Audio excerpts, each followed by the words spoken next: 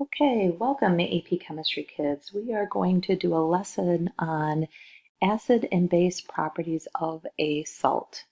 And what I want to kind of alert you to is if we were to put a generic salt or a basic salt like sodium chloride in water, and I asked you to draw the picture, okay, so we would have sodium ions and we would have chloride ions in there.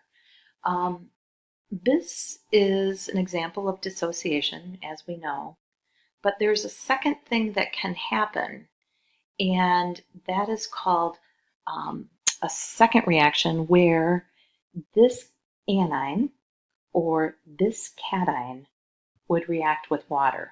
So sometimes, oops, let me get to a pen, sometimes the cation or anion will react with water. And this is a term called hydrolysis. Okay, so we're going to investigate when does a cation react with water or the anion react with water, and when does they not, or when do they not? So here is a basic chart, and no pun intended on the basic word, but it is a chart of what can happen to a salt when it's placed in water. And really, what this reaction is happening is we can talk about an acid. Let's go here. So if we have an acid plus a base, if you guys will remember, makes a salt plus water. We really have known this equation since we've been in ninth grade, right? So that's a basic double replacement reaction.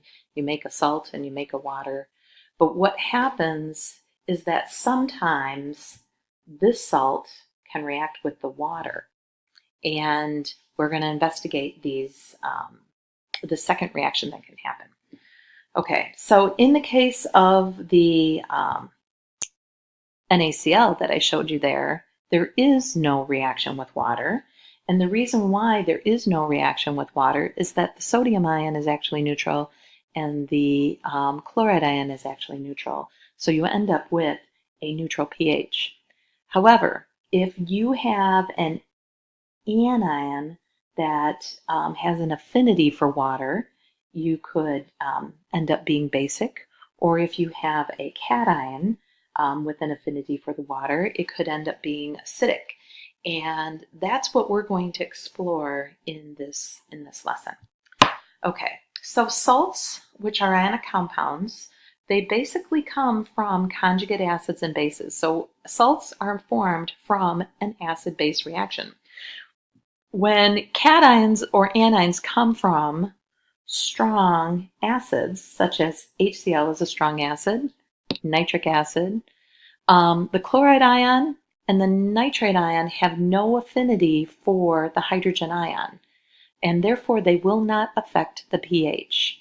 So what I'm talking about here is if I were to look at HCl, okay, and HCl would break up into hydrogen ions and chloride ions, right? Now, this hydrogen is going to then also, let's say, react with sodium hydroxide, which is your base, which will break up into sodium ions and hydroxide ions, right? So these two are going to get together and form water, right? But the question becomes, what about chloride? Okay, will the chloride want to react with the water to form another species? So the question becomes, will the chloride ion react with the water to make anything? And the answer is no. And here's why. When we look at, let me get a different color here. When we look at what HCl is, this is a strong acid, right? Strong acids make weak conjugate bases.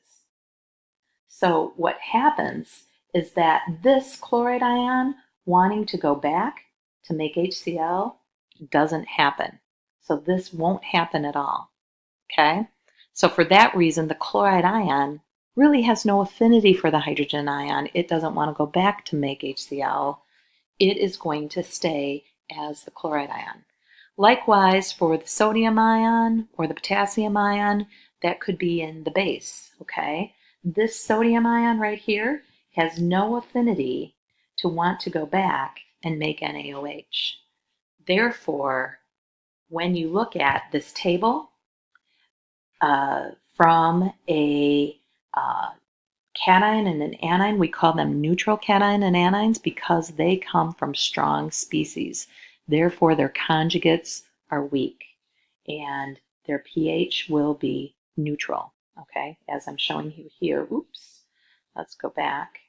As I'm showing you here. Let's go here.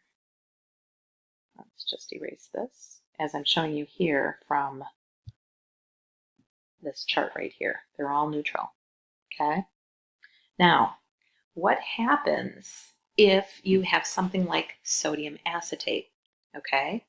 What you need to think about are what are the major species that are in water. So when you put sodium acetate into a beaker of water, this is what you should have. You should have the sodium ions and you should have acetate ions.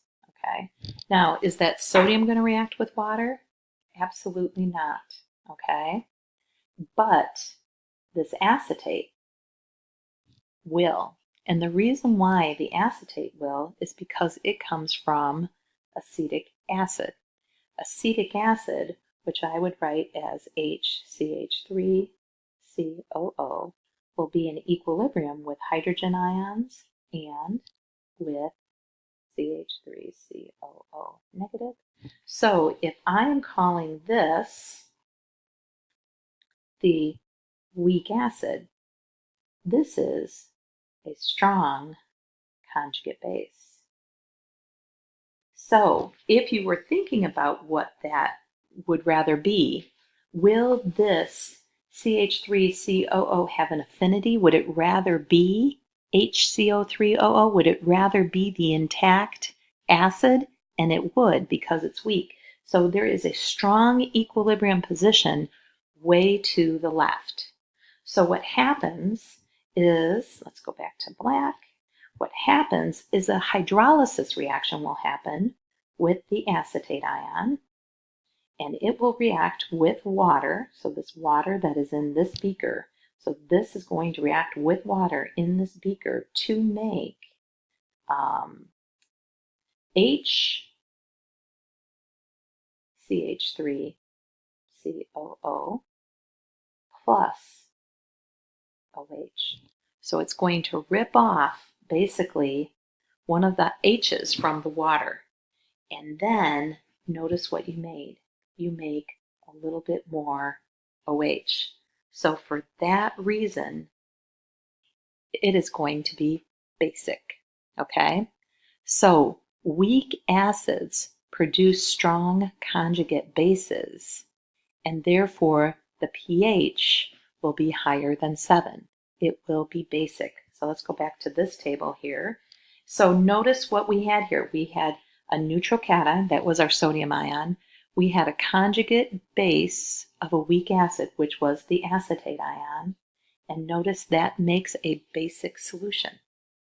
Examples also could be HF because we know NAF because we know HF is a weak acid, so fluorine comes from a weak acid as well. And that usually they like to put fluorine on the AP test often, so I see that happening often as well. All right, the third situation we're going to look at is that some salts can produce an acidic solution. So my example here, let's get, I should have some arrows in here, okay, is that, oh, I don't want that second arrow. So what happens when we are taking ammonia chloride, so I'm going to actually just draw a picture here of ammonia chloride, would be NH4 plus, there's a plus, and you would have chloride ions in here, right? So what happens with ammonia chloride in water is actually a hydrolysis reaction in which it will end up becoming acidic, okay?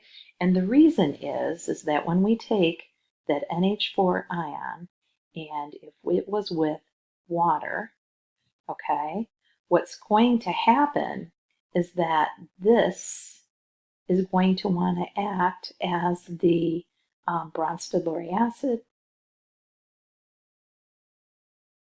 and it will produce NH3 as it shows right here, okay? Is that right? Yep. Plus the H3O plus, which we know is acidic, which is really, I guess, what I have, which is what I have right here in this reaction, okay? Now, when you think about that, where does that come from? Well, that ammonium is actually coming from the ammonia ion. The ammonium ion, which I have on the left, is actually coming from the ammonia. And it will then act as the acid, where the water is the Bronsted-Lowry base. That NH4 is coming from this weak base right here, NH3. So some salts can produce acidic solutions as well. So when we go back to our chart here, if we have a neutral anion, which when we look back here, what our neutral anion was the chloride ion, okay? So this was neutral right here. This was our neutral anion, but this is the thing that's going to react with the water, which is a conjugate acid that came from that weak base of ammonia right here, and the anion was neutral. You're going to end up with an acidic solution. So this is a situation where you really should know these situations. You should know that you should think about always, like I kind of am always on the lookout when I have a weak acid or a weak base, because I know these hydrolysis reactions can indeed happen, and you have to think about the pH of the solution. Typically shows up a couple times in the multiple choice. I've seen it a couple times as a free response question as well on the AP test. The last situation that we're going to talk about here is, well, what if you had like the conjugate acid of a weak base? So let's say you had the NH4 plus ion, and you had the conjugate base of a weak acid. So let's just say like the fluoride ion. That was your salt, ammonium fluoride. What would be the pH? And the pH really depends then upon the Ka and the Kb values. So the one that has a larger magnitude would be the one that would be the winner of who would control the pH. That's spelled out well in your textbook, and I would recommend that you take a look at that and read that as well. I hope this helps, and I wish you luck.